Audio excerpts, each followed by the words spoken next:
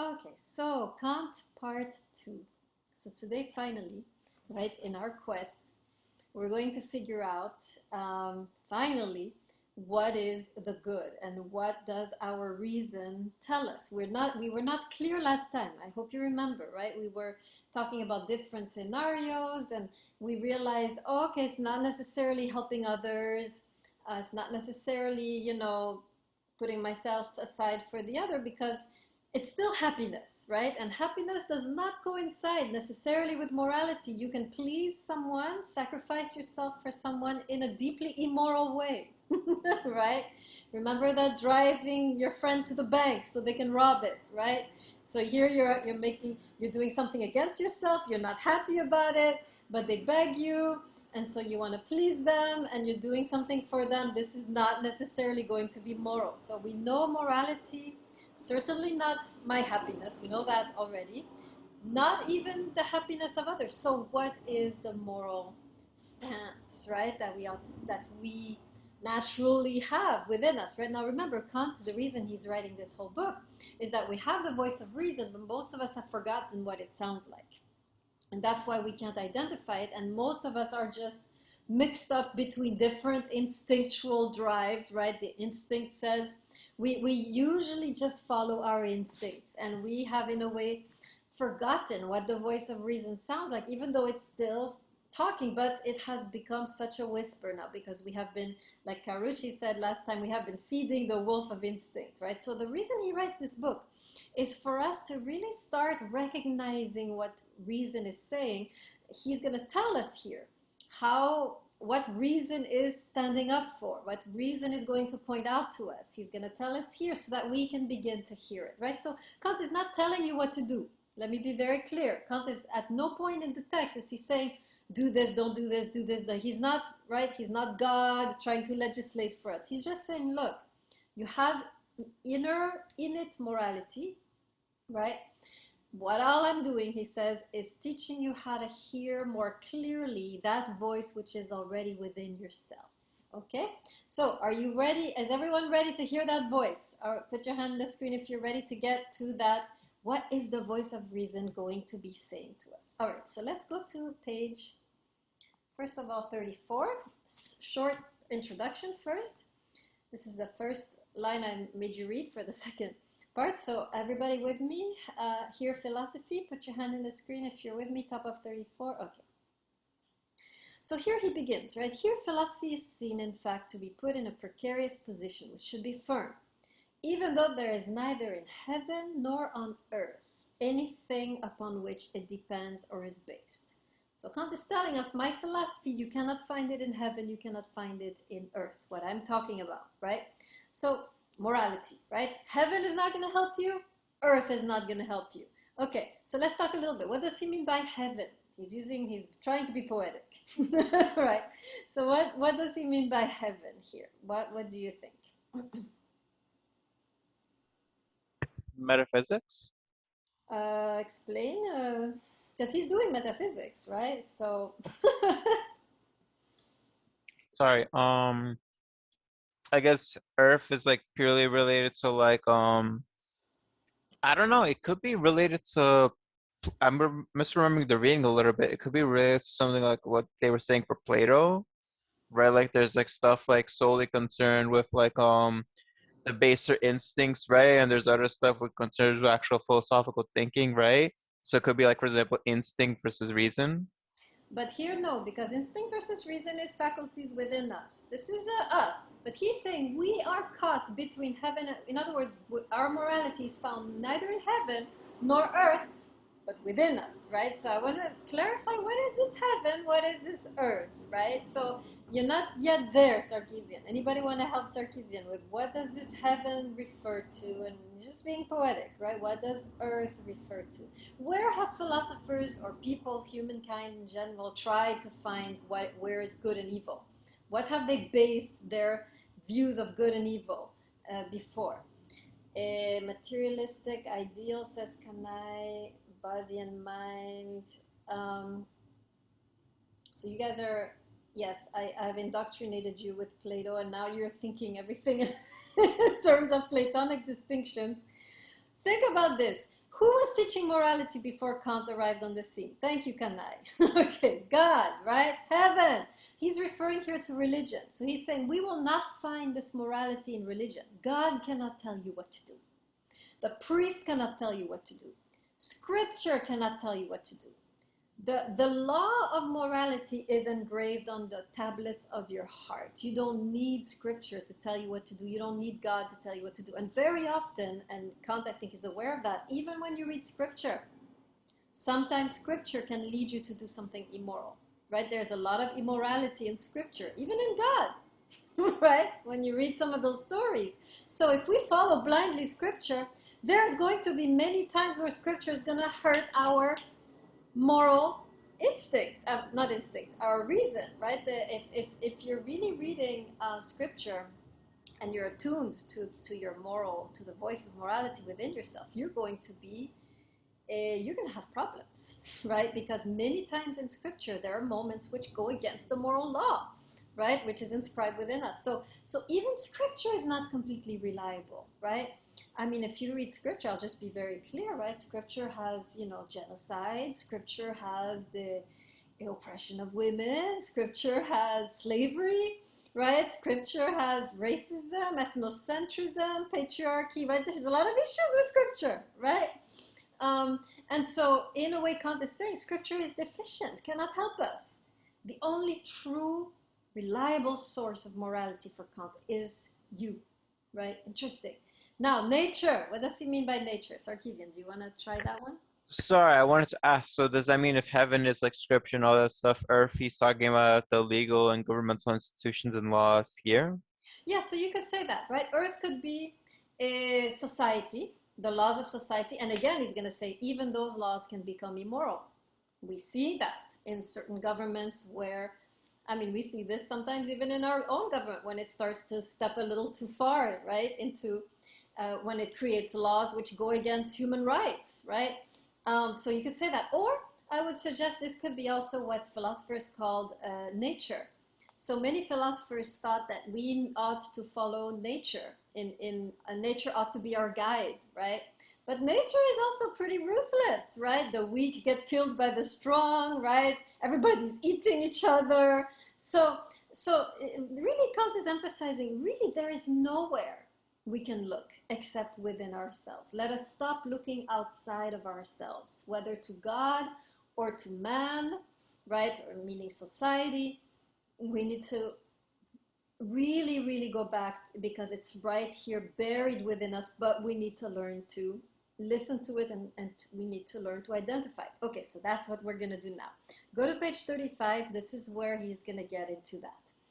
Page 35, second paragraph. I want you to go in the second paragraph in the middle to the left. You have the word hence with a capital H. Tell me when you're there. Put your hand in the screen. Okay, I need 3 people. All right, we're there. Good. All right, I'm going to start reading there. He's going to start again from this distinction of reason and instinct, but he's going to fine-tune it today so we can really hone in on what reason is telling us. So he begins here. Hence, there arises the distinction. Okay, we're going to have a lot of terminology here between subjective ends and objective ends. So let's talk about those. Subjective ends. Subjective end simply means that you are acting with the goal, which is subjective. So when you're about to make a decision, you're thinking about me, subject, okay? So here you are, you're torn between, remember the scenarios we had, going to that person or not, right? The crush or the friend who wants to cheat. So now you're thinking your goal and the action is going to be, what's in it for me? Subjective end, okay? Subjective end means goal. So you are thinking, right, your goal, your agenda is self-serving or subjective, right? Subject, me, the subject, okay? So he says, the distinction between subjective ends, which rests on incentives, meaning incentives means simply what's in it for me, right? That's an incentive, right? So he says that's the first path. Which path is that? Instinct or reason? Remind me. When you're thinking of me, what's in it for me? Where are you? Instinct or reason? Instinct. Very good, right? You guys are good. Okay, then he says, then here opens up the new path, objective ends. Here's where we need to really concentrate. So here the goal, agenda, is beyond my little self, right? Beyond my happiness. That's what he means by objective, right? But we still need to go further because we don't know what that is, right? So he continues, objective ends which depend, here's the key, which depend on motives valid for every rational being. So here, the motivation is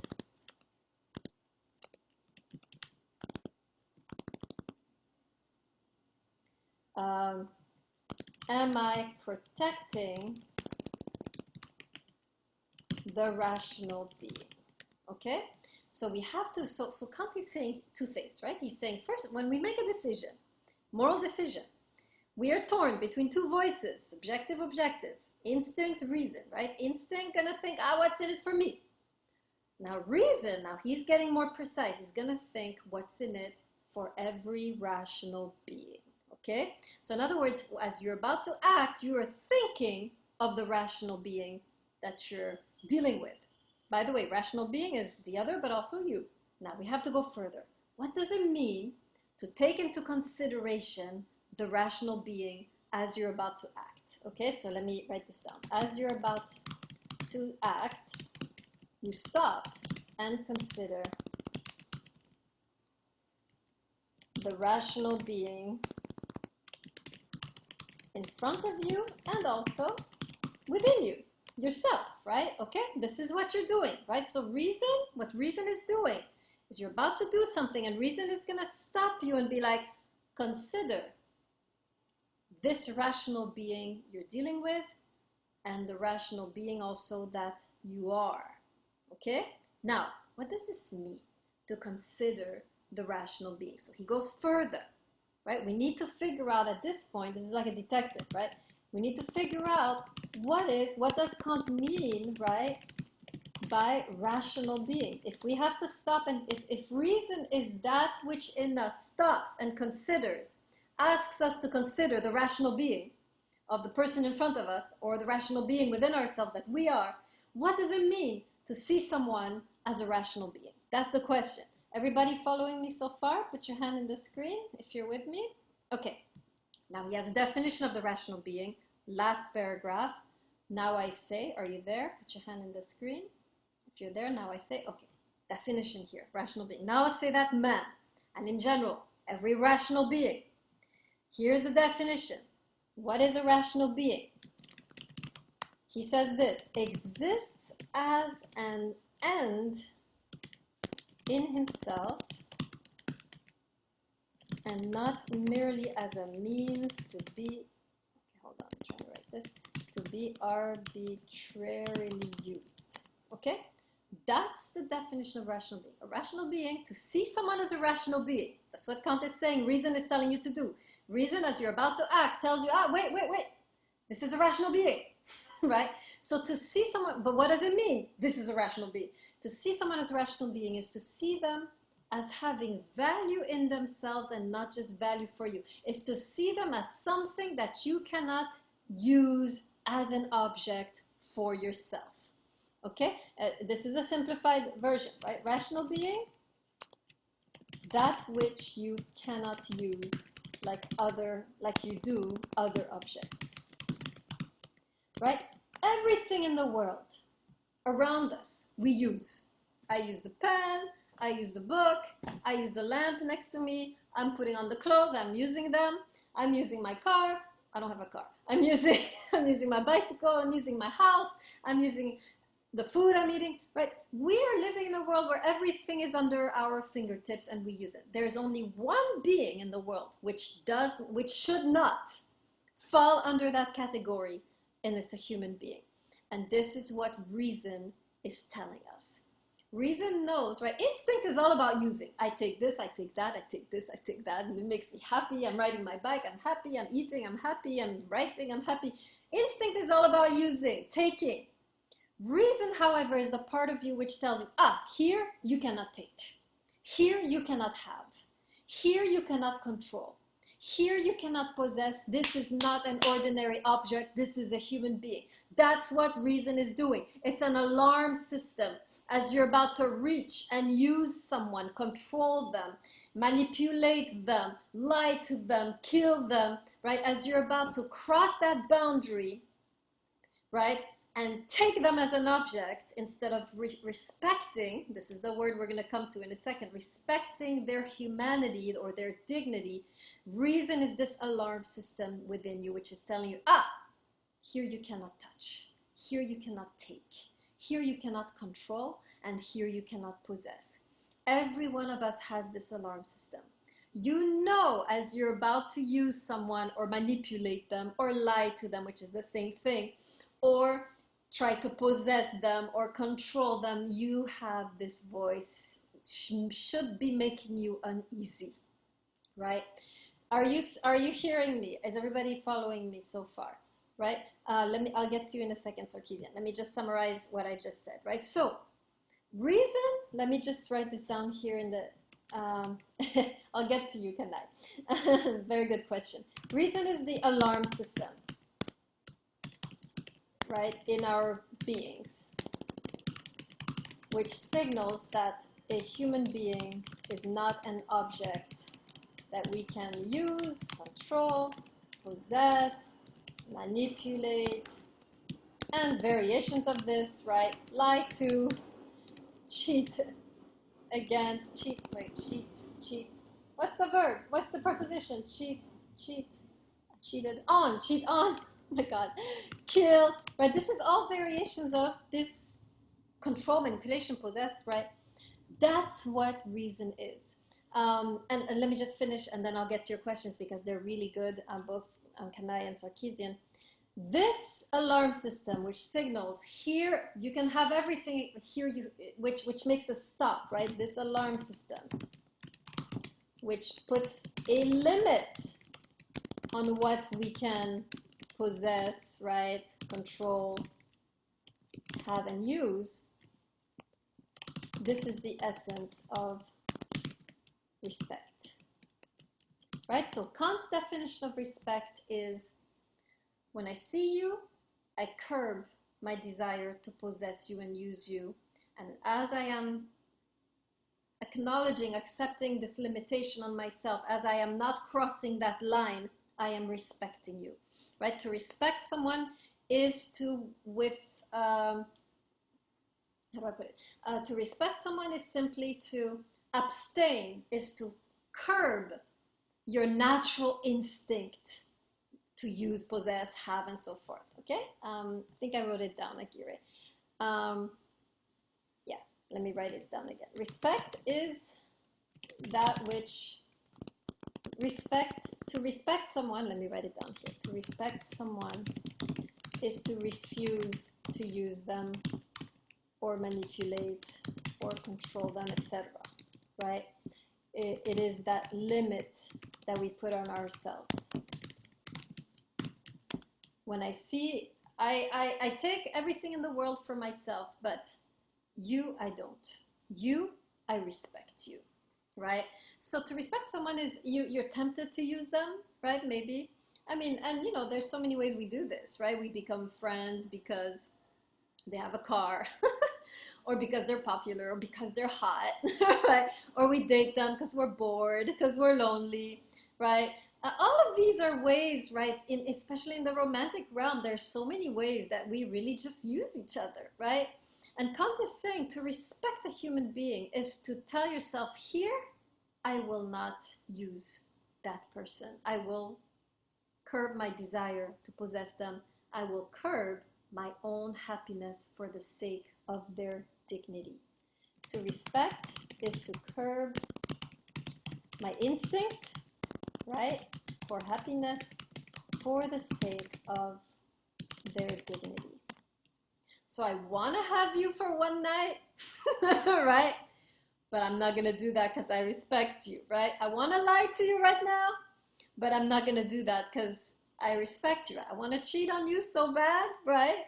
It would make me super happy to cheat on you, but I'm not going to do that because I respect you, right? I'm not going to take you for a fool. I'm not going to play with you I'm not gonna treat you less than a human being with full worth, right? So, I mean, we can go into details how cheating, lying, and killing are forms of using someone, right? We could do that, but that's what Kant is saying. To lie to someone is to basically manipulate them, right? Which is a form of using. To cheat on someone is also a kind of manipulation, right? You're still kind of in this atmosphere of using the other person, right? So that's what our reason sounds like, right? Now let's get to your questions, and then we'll go to let me take Kanai and then I'll take Sarkeesian. Okay, so she says here, what if we lie for the best of the person, right? All right, let's talk about that a little bit. I'm lying for your good. Yeah, Kanai, do you want to give us an example of what it would look like to lie for the good of someone?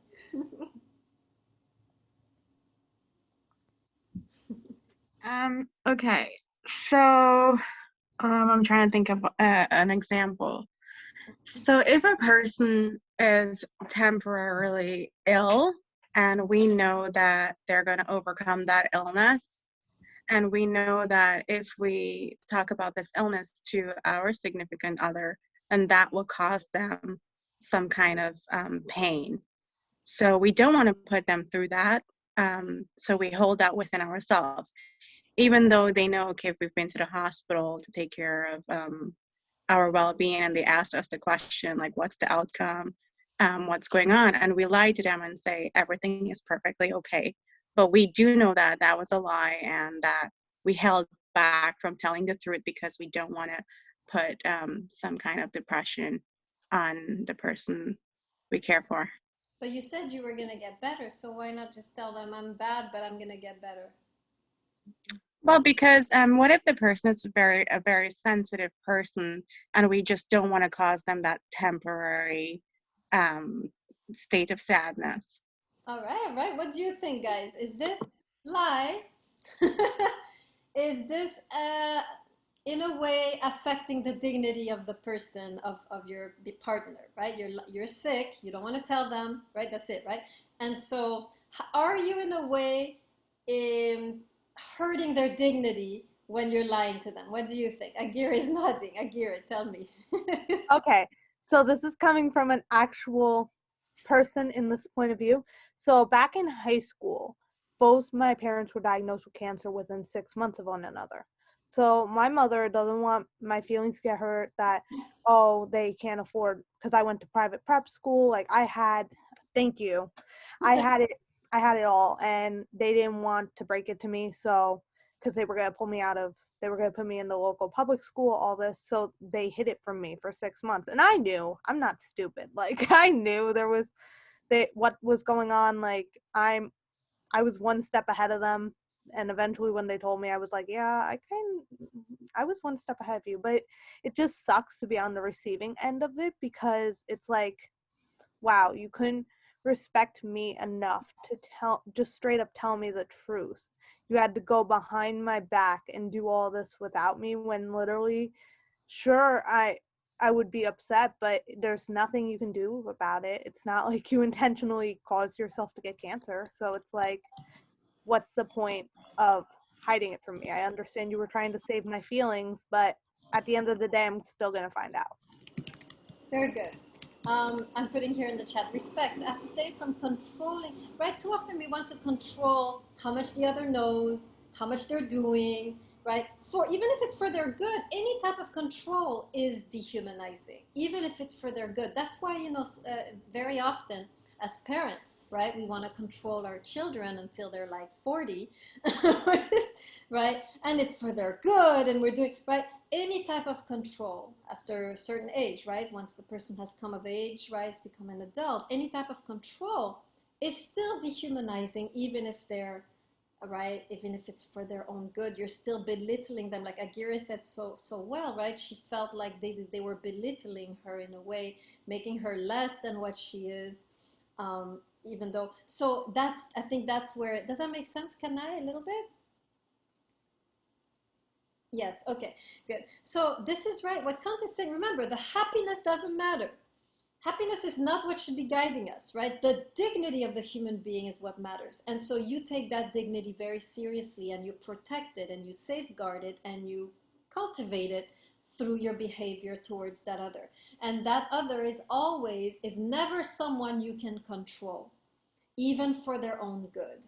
That's respect, right? I can't take you or manipulate you or control you. This is all the same actions of possession, right? This is what you tell yourself. This human being, I cannot control them. I cannot shield them. I cannot, right? I need to treat them as a full-fledged human being, right? Okay, Sarkeesian, sorry, it's been a long time. Go ahead. Sure. And actually, just like cover that last conversation really fast because it's really fascinating to me. I find that this could probably contribute as well. This kind of helps me understand the fact that happiness is really completely irrelevant to all of this. Because, for example, right, and again, right, like there's not really necessarily a happiness index, right? But I think it was through surveys or whatever, right? People have looked into it and saw, for example, like many examples where if you give someone more choice, they'll often have even less happiness than before. For example, you have like women in the early 20th century, 1918, right? Where like there have been some like studies conducted where perhaps they were happier at those times, right? When they had less enfranchisement, less power, less choice, right? What studies are you reading, Sarkeesian? I'm not sure. I'm just remembering off the top of my head, right? Do you know what I mean? It's like some study or whatever, right? Maybe it was from like the middle of the 20th century compared to now, right? Where it shows like maybe on average, like women are less happy now. You know what I mean? While they have like more choice, right? And it's not just like, oh, I'm just gonna go to high school and then get married and become a stay-at-home wife or something, I right? don't know what you mean, Sarkeesian. I don't know. Let's look. It's off the top of my head. I'm just saying that like people are preferring like having the extra choice, right? And they're perfectly okay with that. You know what I mean? Regardless of the fact that it brings extra anxieties and extra concerns into play, right? You know what I mean? Yeah, no, I get the principle of what you're saying. I just doubt very much that women are less happy than they used to be because I'll have to look into the study. I'm not advocating for going backwards. I mean, I've seen the opposite for the record, right? But the like, wretchedness of women over the centuries. uh, It's just, I think in the last century, I mean, I get your point, right? to vindicate myself, I have to find the study at some point, at You will least. have to find this study for me. I need to see this. But for the actual question though, from earlier, it's And kind of how did they poll the women in the 19th century, right, for this study? Like, how do they know? again, it's like when you're dealing from memory purely off the top of my head, I can't really recall what kind of happiness indices there's used. Do you know what I mean? Yes. It's a And weird thing. how they measured dead women from the 19th century to see if they were really less happy. Okay, I, I'm done, I Sarkeesian. was I'm talking. done. Hey, I was saying probably 20th. Okay, look, I'll look up the study, then we'll see. You know what I mean? But like, you get the idea, I right? get what you're saying. I get what you're Yeah, yeah, yeah. But like, saying. let, Good. let's No, com- I see what you mean. let's Okay, so completely go past that topic and like go toward this. finish your thought. Finish your thought. So My que- connection to content. for Kant, yeah, yeah, yeah. My question was, how does he, how do I say this? How does he like?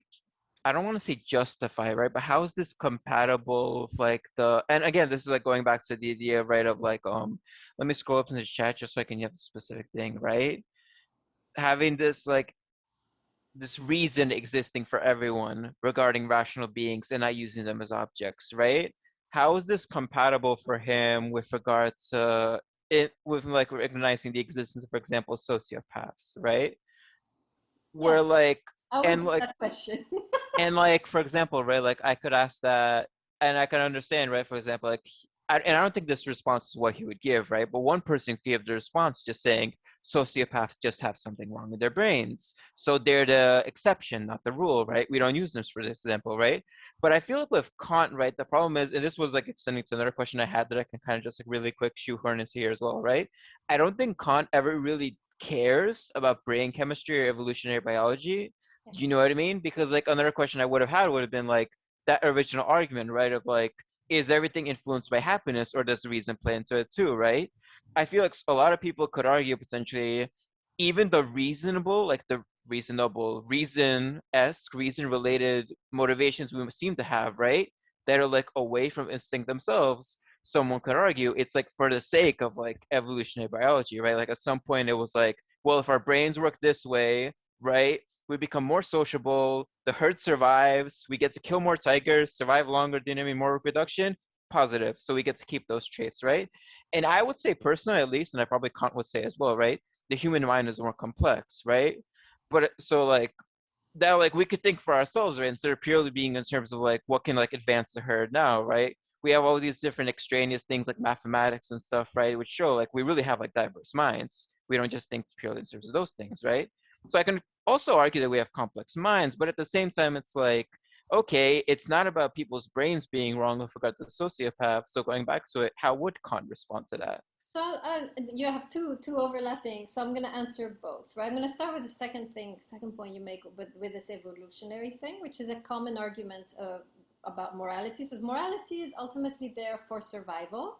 And so it all boils down to instinct, right? So these people would disagree that there is something higher than instinct. Everything is survival. Even our morality is geared to help us survive. Now, there are cases, right, which show actually that this might not be the case. Let me give you the example. This is a tricky example. This is actually a story which illustrates it very well. You're familiar with some religious, the Jewish religious prohibition to eat pig, right? You know this, right? So this is a story told within Judaism, but it illustrates very well this point. So you are in the desert, you haven't eaten for several days, you're about to die, right? And they offer you this, you end up with some people, they save you, they offer you this meal of whatever, pig flesh, whatever. I think this is a Talmudic story. And so you choose not to eat it. You're going to die. You choose not to eat it. And someone asks you, but why? Why don't you want to eat it? And you're going to live. And then the person responds, right? The Jewish person responds, well, what would I live for? Right? If I break my observance of the law, yeah, I would live, but what would I live for? So this is one way to explain it. Let me give you a better example, more concrete. There have been events. Let me give you, for example, the Christian martyrs, right?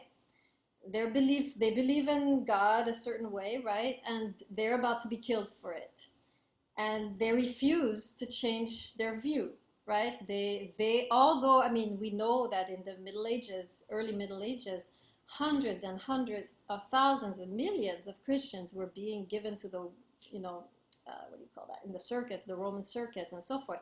And they were not willing to give up this thing, which had nothing to do with survival, right? So this, I think, illustrates the presence in the human being of an absolute higher than instinct. Now, in the case of the Christians, this absolute was God. In the case of Kant, the absolute is the good. So, for example, for Kant, suppose you're told, I'm going to kill your whole family, right, if you don't shoot that person. These are scenarios that took place, by the way, in Nazi Germany, right? Some people were put in these dilemmas. And you say, I'm not going to kill. I refuse to kill. And you're about to die. So there are several examples, I think, liminal, right? These are extremes, but which show that there are times when the human being overrides instinct. Even survival of the group is overridden, right, for the sake of something higher. And I think this is what Kant is saying. There is something in us which is higher than instinct, and this he calls the moral law, right? Am I helping a little bit, Sarkisian? I would say some of those examples could potentially be like worded, and again, right, I don't even subscribe to that thought myself, right? Like my thought is like the best possible argument you can make against that is just because we have so many different like beliefs and like subjects and like new material we've created, knowledge we've created over time, right, that is like seems completely extraneous to like pure survival, right? Like do we need calculus to like make fire and like cook animals? Do you know what I mean? Stuff like that, right? Do you know what I mean? We're like really like thinking types of people, do you know what I mean? But like I think they could probably like word stuff like that into like survivalists as well, right? Like if you have really like, but the Christian martyrs, where is the survival? They're getting wiped out. I don't think it's the martyrs themselves. I think it's having the basis in the brain in the first place to believe in something that deeply that you would be that committed to That's it. what I mean. That's what I mean. Yeah, All of us are wired like that. And the yeah, example of it being played out would be, for example, in history, these Christian martyrs, if they're, even though their community is being decimated, they're all dying as a group. They're dying off, right? And yet here they are clinging to this absolute, right? This is, and Kant is saying we are wired like this to have an absolute. yeah. Call it God, he calls it the moral law, right? I think people could make the argument that that's actually pretty beneficial to survival as well, right? Having How? people that can, How? I don't see how. having people that are like really committed to one particular idea or whatever, right? Like Not imagine like, really, no, because you can die, all of you can die for that idea. Suppose we're committed to the idea of, I mean, I feel like no, because depends on the idea, right? You see right, what I mean? like it's kind of like you have this tool, right? It can be used for bad, right? Like in this situation, right? Or it can be used for good for survival, right? Like hypothetically, right? Like you're this Arctic tribe and you barely are able to find food all the time and you have to go through all these extremes to survive. Do you know what I mean, right? Being like really committed and like having this like really like deep motivation in spite of like the circumstances around you will be really useful in those I see. circumstances. So this drive you're saying is Drive can like manifest in positive or negative okay, ways. Yeah. point taken. I like that. That makes sense. I Yeah. think either way, that's like kind of like that already is already muddying the waters, kind of. Do you know what I mean? You're kind of saying where like, well, having drive at all is just for survival, right? Obviously, that's a little bit, and obviously, Yeah, right, just like, having a strong backbone, right? Like they do, you're saying is actually beneficial for survival. So in that sense, having an absolute, okay, that makes sense. but I in the can, first place, I agreed with your thing anyway that it's not really all about survival yeah, anyway. Kant would still continue to say that having a backbone doesn't necessarily lead you to survival because you can have a backbone for war and destruction and genocide and like some people have the backbone to kill you off until right. So it's the backbone in itself is not going to be necessarily but I think what Kant is saying, right, which I think is what we need to remember, is that there are concerns as human beings that go beyond survival. There are things we're willing to die for collectively, right? I, And I in that sense, it seems to go against the argument that we're all about strictly survival. I think that line of thinking too, right? Our evolution, like evolution always has these weird byproducts that sometimes just stay there. Do you know what I mean? Like for example, at some point during like the human like embryo process, we still have like webbed feet or something, like the fetus develops out of. That's actually a fact, true. You can look that up, right? But yeah, I think in some way, right, like if we were just bees, we probably would have had like less disaster over time, right? Because like they don't have to worry about all this moral stuff. So probably like this backbone has been like more of a net negative than anything in terms of pure survival. Which is what But Kant is saying, yeah, right? Reason yeah. has been consistently keeping us from our happiness. So yeah, in that sense. Okay, good. Let me give you the quote for respect, because I forgot to read it. So you have your quote, page 36. Are you there? On the other hand, the top. Can you put your hand in the screen? Okay. I'll read the quote and then I'll get to your question, Kanai. Okay, on the other hand, rational beings are called persons. Okay, we're going on with the definition of rational beings. We're getting to respect. In as much as their nature marks them out as ends. Okay, we know that. Not as some, i.e., as something which is not to be used merely as a means. And now here's the line you underline. And hence there is imposed a limit on all arbitrary use of such beings, right? Reason is the part of you which pulls you back as you're about to use, manipulate, control someone.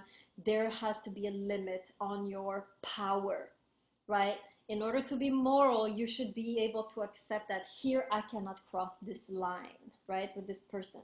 And this limit, right, is what Kant calls respect, right? A limit on all arbitrary use of such beings, which are thus objects of respect, right? So you see, you respect someone. The sign you're respecting someone is by you accept this limit. You don't cross that line into the dehumanization of that person, into your thing. Using, manipulating, lying, and so forth to that person. Okay, now there was a question by Kanai. Can reason be equivalent to altruism? Not quite, because you also have the duty to respect yourself, right? So it's not just about the other. Yes, I need to respect the other, but I also must make sure that I am respected, right? So let me write this down. So I'm not going to write everything down for you guys. Respect of me and of the other, right? We are both rational beings, right? I'm not going to take the notes for you guys. Right, just a few things, but not everything. Okay, so let's go back to the example and you'll see very clearly how that plays out, right? Remember the example of the cheating, right? Your best friend comes, they have to cheat off of you, right? Otherwise they will lose everything, their life will be ruined. Now, who can tell me what instinct would prescribe and what would your reason prescribe? Now that you know how both sound, let's start with instinct. What would instinct tell you to do in the case of the person, your best friend, who comes and asks to cheat off of you? In that exam, otherwise, remember, they flunk the class, they don't graduate, they lose the Excelsior, it's a big disaster, right? So what happens? What does your instinct tell you? What are several ways that the instinct is telling you to deal with this when it comes to helping your friend or responding to your friend? What do you think?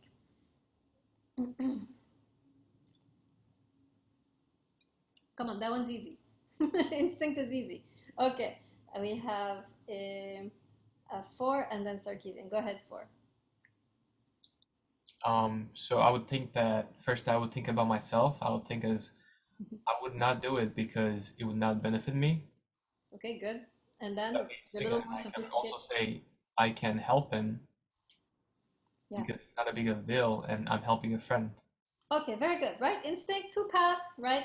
If you're a good person, you're gonna be like, I mean, if you're kind of a selfish person, you're gonna be like, oh, hell no, I'm not helping you. What if I get caught, right? What if I get caught and then I'm gonna lose everything, right?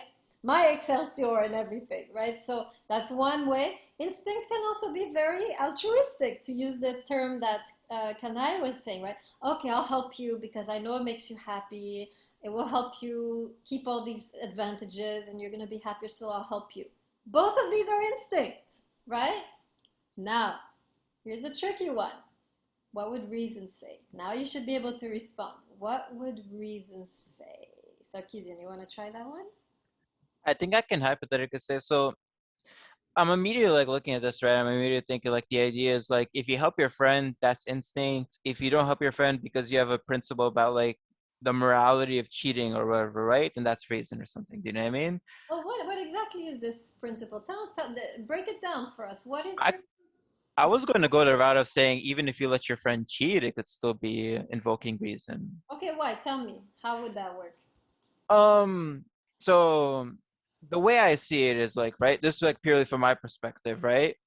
Um, I think in the first place, right, cheating doesn't necessarily matter that much in any given specific circumstance. Do you know what I mean?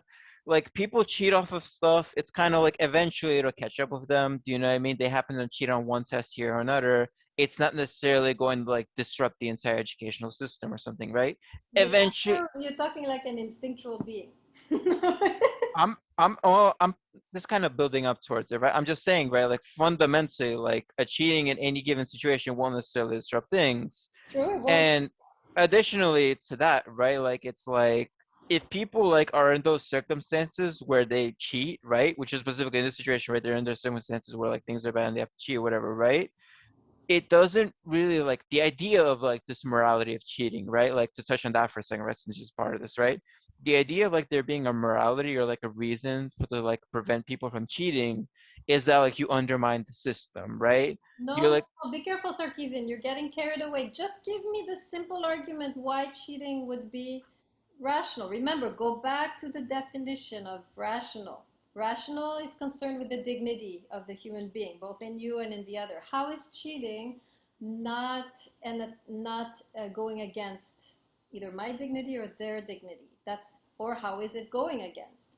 Stick to the narrow definitions, right? You want to try again? I guess if I go off of that purely off of that, right, instead of off the system or whatever, right? It could like go against other people's dignity because like they put in the work, right? And then this person gets to cheat for free, putting in no work into it, so they get away with it. You know what I mean? It like undermines other people's dignity where like they could have cheated too and gotten it, but they just decided to put in the work, so it's like unequal work. you can make that argument for why. So how, I just want to go a little deeper. How is cheating, how is they put in the work and I didn't put in the work, how is it affecting the person's dignity? Because they're, in a sense, like they're being lied to, isn't it? They were told like you have to put in the work, you have to study, and then you have I to do told you I'm gonna cheat off of you, right? The friend asks, "Can I cheat off of you?" So there's no lie. So where yeah, is here the dignity, the issue with the dignity? they're being lied to by the course, you could say, right? Because like, or for example, from the professor, if you want to keep it Lying to strictly a the professor. person, because the professor is telling this person about like, well, you put in the hours, you put in the work, no cheating allowed, and then like if you Okay, study hard, you'll get a good grade, right? professor is disrespected. I would And agree now with this, that. and now this person is, it's not necessarily the professor is disrespected, but like the person themselves is being disrespected because like they're being told this lie, right? Like, don't cheat, put hard work, and you'll get a good grade, right? And then you have the situation where like this person, hypothetically, like they cheat, they get away with it, they get an even better grade. This person was lied to. Okay, you can say that. Shia, you want to add to? Well, I think it's disrespect to other students in the class because he's getting grade not by him or herself. It's come from me, so it's not fair for other students who take their time to review and study. So I see what you guys are saying. It's not fair, but is it? Am I really? Whose dignity am I destroying when my or whose dignity is my friend destroying when they're cheating off of me? We see a little bit the professor, but I want to go a little be very narrow, right? Stay with the narrow definitions of Kant. Is the what does it mean to have dignity, right? And whose dignity is being affected? I want to go very deep on this. Durand, go ahead. I feel that it's more like we're being used, even though they told us, but ultimately we're being used for cheating. Right? I'm being used, right, by my friend, and so my dignity is jeopardized, even though I agree to be used, right? So this is very interesting because very often there is mutual consent. I use you, you use me. It's still use, right? In a way, he is using me for I'm a means to an end, right? He's using me or taking something which is not his, which is my knowledge, right? This is a form of I'm taking this from you, right? Theft, even, right? So, in that sense, right? So, that's the narrow definition that cheating off of me is using me, and therefore my dignity is I'm a little bit dehumanized, right?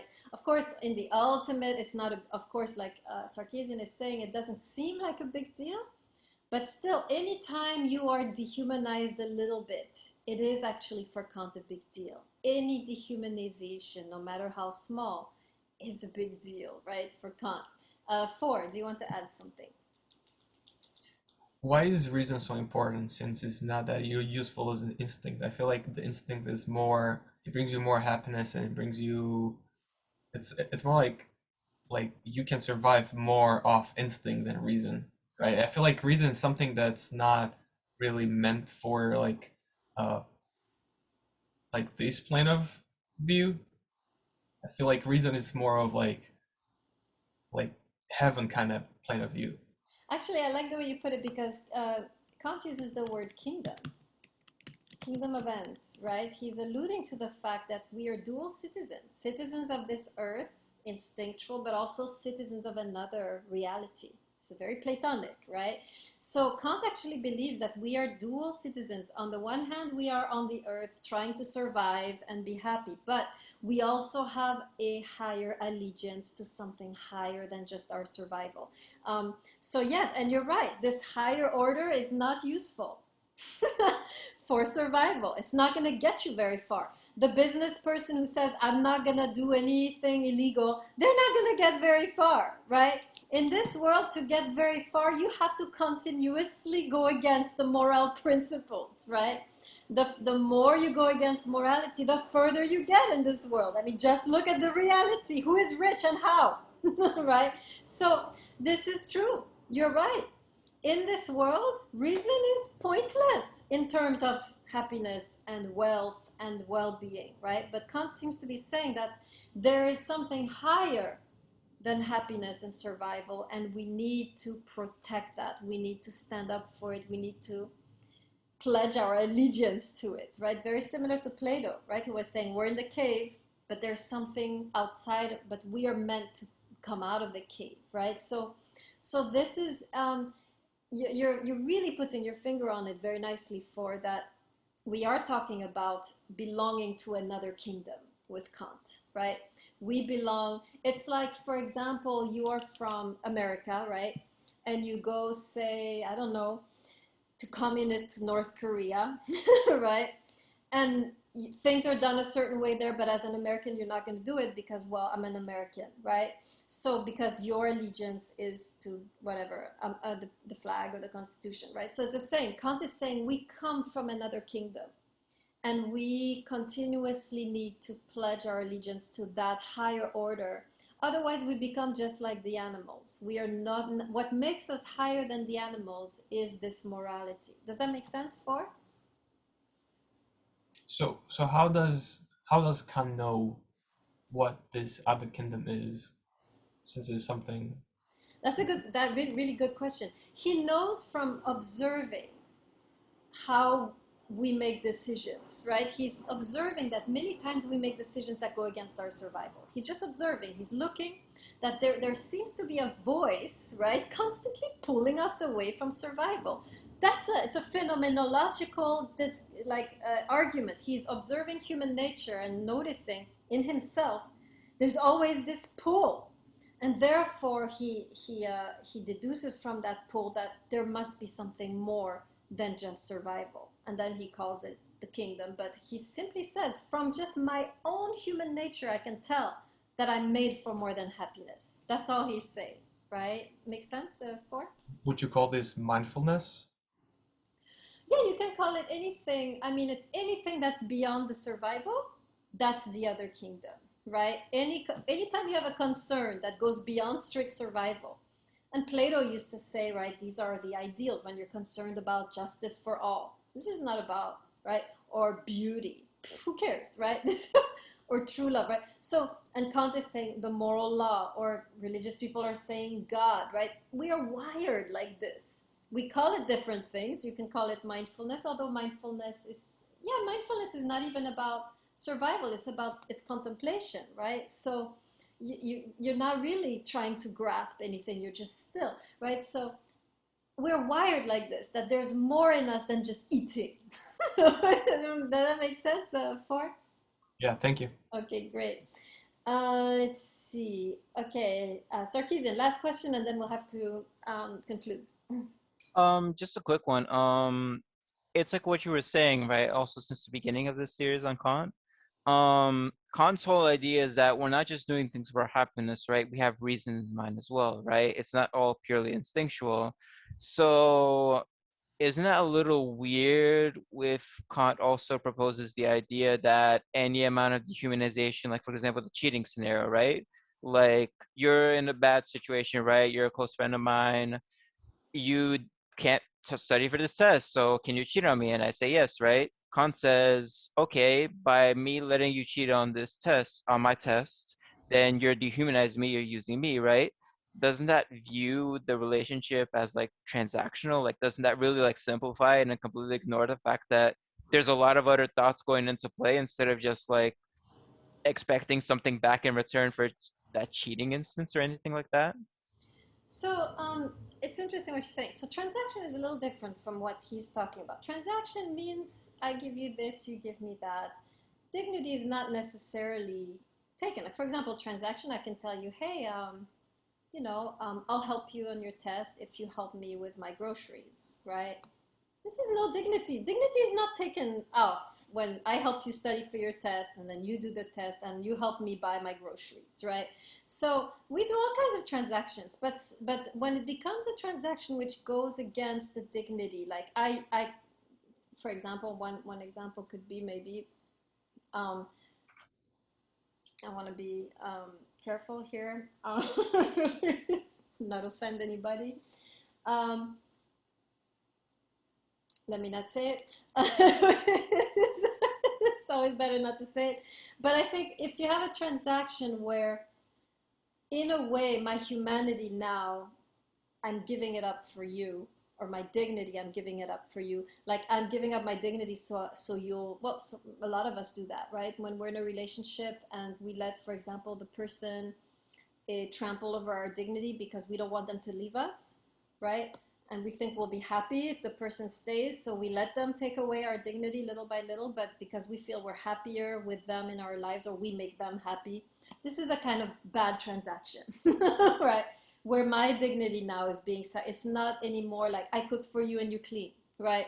Or you do the bills and I do the grocery shopping, right? This is not okay, nobody's thinking, but now I let you abuse me, or I let you cheat on me, or I let you lie to me, so you'll stay. That's a transaction which now is going against the dignity. So it's not the transaction. The problem is the dignity which is sacrificed, which is a problem. Makes sense, Sarkeesian? A little bit. I'm just like saying fundamentally, like, there's no real transaction going on here. It's just, let's say the person just thinking about what's right or wrong to do if someone's in Yeah. need. Do you Yeah, know what no I mean? transaction. With Kant, there's no. It's always you're never thinking about. I mean, you can in the realm of instinct when you're buying something. Here's some money, give me that, right? So in the realm of instinct, when you're dealing with objects, you can have transactions. But when you're dealing with human beings, that's when the transactions stop. I cannot possess you. I Does that cannot take you, buy does, you, purchase you. Sex trafficking, right, is a type of immoral in that sense. The human being is now an object that you can buy or sell, right? so even if things are for hypothetically like for the greater good, right? It's still dehumanizing yourself. Like hypothetically, if I dedicate, let's say, the next 30 years of my life to the Peace Corps, right? Am I dehumanizing myself by doing that? Humanizing yourself? Dehumanizing myself. Why would you be dehumanizing yourself by doing that? Is someone Um, using you? I mean, you would be helping lots of people, I imagine. No, but I mean, helping is different from being used, right? Being used in a way is, I mean, You surely would you be know help the difference between service and being used. you would be helping the person for the cheating thing too. Is different. You could also help them with their homework, right? You see what I mean? There's a limit to how you help. You can help them as long as it doesn't take away your dignity. That's the idea. So you can be of service, you can give yourself, you can sacrifice yourself as long as your dignity is not jeopardized. That's what Kant is saying. He's not saying we should never give and offer and just sacrifice. Of course, he's saying this is fine, but you cannot sacrifice your dignity. You can sacrifice your time, you can sacrifice your desires, but not your dignity, right? That's the idea. Four, you have a comment, and then I think there's also Kanai. Just a quick question because this thing with dehumanizing yourself is interesting. So, sometimes you get to that point in life where you just want to be kind to everyone, right? And you just like let things pass, as you said, like you don't want to, if someone says something about you, right? And it feels, he says something bad, for example, you don't want to throw the poison back. Yeah, You want to like just avoid thinking about it, right? it's different. You can forgive, right? But at the same time, you can also put boundaries. Sometimes people don't see the boundaries, right, that are supposed to be there to maintain your dignity. And sometimes you have to tell them, here, there's their boundary here. You cannot do this to me, right? So very often, people's reason is so soft, cannot hear. You have to yell it at them and be like, there is a boundary here which you will not cross, right? So you can still forgive and put boundaries. This is what, because most people are not even aware anymore of the natural boundaries which distinguish human beings from objects, right? So Kant is, I think, would say to you, for he would say, no, you can forgive and still explain to the person, no, you cannot just do that. You can't just, run all over me like this because you're taking away my dignity. So no, you absolutely have the right to set boundaries, and you can still do so in a spirit of forgiveness. Does that make sense? Four? Thanks. Yeah. So yeah, this is a good point, because Kant is saying reason is what pulls you back, right? Reason is what creates this limitation on what you want to do. But most people, they're just crossing the line all day long, right? They don't have this sense of natural pullback. They're not hearing their reason. The reason is not loud anymore. Their instinct has overtaken. So now they're throwing things at you, they're yelling at you, they're hitting you, right? Because their instinct is rampant, right? They think they can just take over, right? And so you sometimes have to stand up for yourself as a rational, and you have a duty, actually, according to Kant, to protect you as a rational being. You have a duty to then set boundaries and say, you cannot talk to me like that, or you cannot yell at me like that.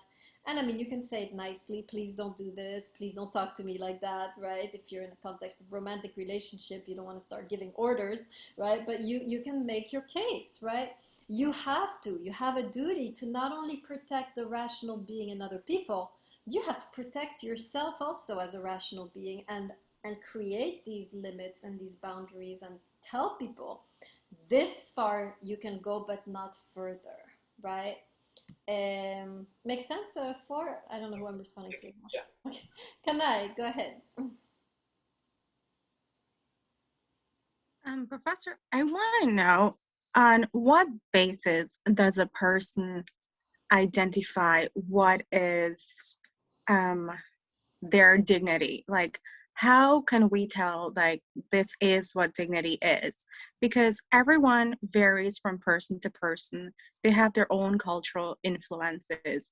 And one person can argue that, yes, this is my instinct and my reason, but then the other person also have their reason and their instinct. So on what circumstances that do we say that this is what dignity is and this is what we should work by? Because I feel like I do find myself in conflicts at work whereby the laws and rules and procedures make me feel very uncomfortable with the people around me. Like, I have to ultimately advocate for people, and using my own instinct and my own dignity, I feel like people are being violated. But then again, I have my duties to my work, and I violate a lot of myself, and I guess, and the person as well. Yeah, I think you're sensing that the law of the land is not necessarily the moral law. That's what you're sensing, is that you yourself are sensing this is a line I don't want to cross, and yet for my job I have to do it. So you are, in a way, in a conflict between your moral law, right, and the law of the land. So you are sensing it. That's it. If the moment you feel uncomfortable doing something, this is your reason, and you know there's something off. And no matter if it's the law of the land, we know with Kant that the law of the land can be immoral. And I think that's what you might be experiencing. Does that make sense, can I? Yes, so reason, yes, in it. And if it's individual, doesn't mean we all have a different reason, right? This is what's interesting about Kant. He's saying we all have the same reason, but it's in it, right? Just like we all have the same ability to suffer, right? Or cry. We all cry, right? In the same way, or we all suffer for the same things, right? Most of us, you can sympathize with someone because they're suffering like you. Likewise, the moral compass within yourself is shared, except when you've shut it down. And I think what happens with a lot of people on the job is they're forced to shut down the moral compass that they have. And the more you do it, the less it becomes strong. And so then after a while, they just become automatic, right? They don't even ask questions. You're probably still feeling the moral law, and there's a tension which I think you should keep alive, right? Never let one eat up the other, right? It's okay to cross, to do your job, but keep the tension in yourself, right?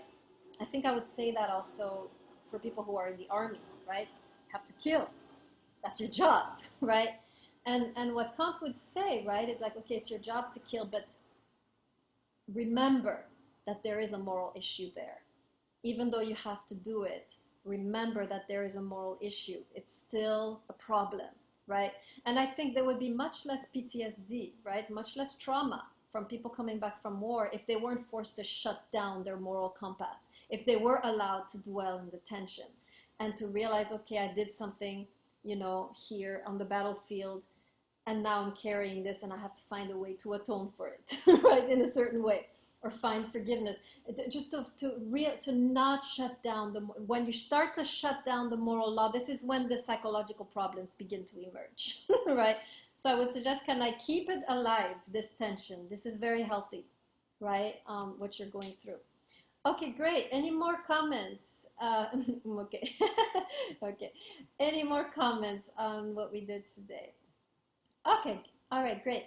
So you have a test coming up. You know the system, right? You did pretty good last time, so it should be good. You answer the questions from the lectures, right? Some of you still going off in your own path, right? The test is entirely based on the lectures, right? You need the lectures and the quotes. Whatever you're saying, you need to support with the quotes. I need at least 1 page per question. If you don't know, if you're hesitant which part of the lecture to put into your answer, put all of the lecture, right? Some of you are like, I don't know what to choose. Okay, when in doubt, write everything. It's fine. You can write more. I'm not going to penalize you for writing more, but at least I'll find it eventually, what the right answer, right? So, I mean, try to be discerning, but if you're really struggling, just write as much as you can. This is only to see how your notes are. And then your essay, right? You need a love crisis.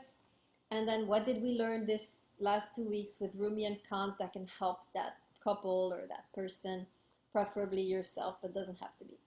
Okay, any questions on the test? Okay, and then remember, Kierkegaard is starting. You need to do the audio question, reading assignment. I put the assignment already up on Blackboard. Okay, all right, I'm gonna stop the recording.